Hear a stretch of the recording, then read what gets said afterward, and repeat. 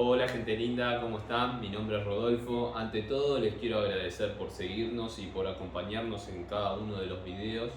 En esta ocasión vamos a pintar un cupcake, vamos a utilizar una técnica, así pueden llegar a pintar lo que ustedes deseen.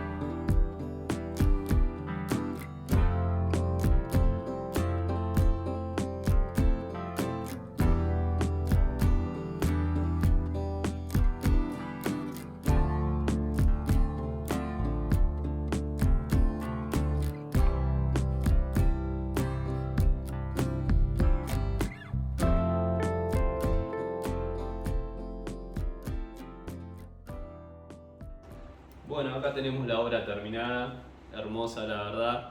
Espero que hayan entendido todo el proceso. Si tienen alguna duda me consultan, yo les respondo todas las dudas que tengan. Si quieren aprender a pintar algo también, esto es entre ustedes y nosotros, por lo que vamos a ayudarlos.